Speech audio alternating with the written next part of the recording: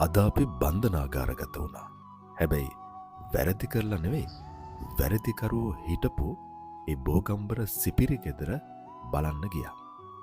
එංගලන්තේ මහරජනයගේ ඔටුන්නේ හැඩයට හදපු මේ බන්ධනාගාරය 1876 ඉඳලා 1975 වනතෙක්ම සිරකරුවෝ 524 දෙනෙකුගේ අවසන් සුසුම් පොද මේ වාතලයට එකතු කළ අක්කර 13ක වපසරියක් මත පිහිටා තිබෙන මහල් 3කින් යුක්ත සිරකුටි 328කින් සමන්විත ඒ බෝගම්බර සිපිරි ගෙදරයි මේ ඔබ දකින්නේ.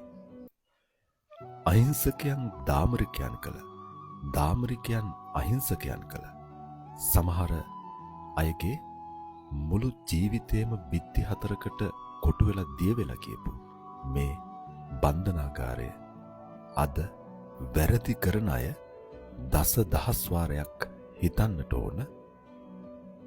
මේ වගේ විඳව යම් තැනක සිරගත වෙන්නට උනොත් ඒ ජීවිතේ ඵලය කුමක්ද කියා.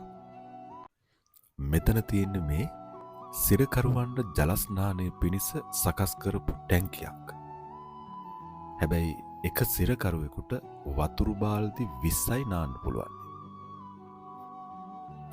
බන්ධනාගාරයේ ඇතුලේ වරදක් කරපු අය මෙන්න මේ කරුවල සිරකුටිවල රඳවා තැබූ බව සඳහන් වේ. ඒ කෙතරම් කරුවලද කියනවා නම් ඇතැම් සිරකරුවන්ගේ S2 පවා ඇතැම් සිරකරුවන්ගේ S2 පෙනීම පවා අඩු වුණු බව සඳහන් වෙනවා. මේ තියෙන්නේ සිරමැදිරියට පිටුපසින් තියෙන බෝධින් වහන්සේ. සිරකරුවෝ මේ බෝධින් වහන්සේ වැඳ පුදාගෙන තියෙනවා. මේ බෝධින් වහන්සේට පිටින් තියෙන්නේ එල්ලුම් ගහ. කවදාකවත් මේ බෝධින් වහන්සේගේ අතුසාකාවක් එල්ලුම් ගහ පැත්තට හැදුන් නැති බවයි සඳහන් වෙන්නේ. මේ තියෙන්නේ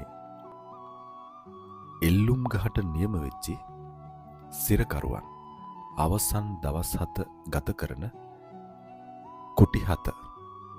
මෙහි සමහර සිරකුටිවල වැසිකිළියක් තිබුණත් සමහර කුටිවල වැසිකිළියක් දකින්නට ලැබෙන්නේ නැහැ. මේ බන්ධනාගාරේ සාමාන්‍ය වැරදි කරපු අය ජීවිතාන්තය දක්වා සිරගත කළ අය ඒ වගේම එල්ලුම් ගහට නියම වෙච්ච අය කියන සියලු වැරදිකරුවන් රඳවා තබපු බන්ධනාගාරයක් බවයි සඳහන් වෙන්නේ.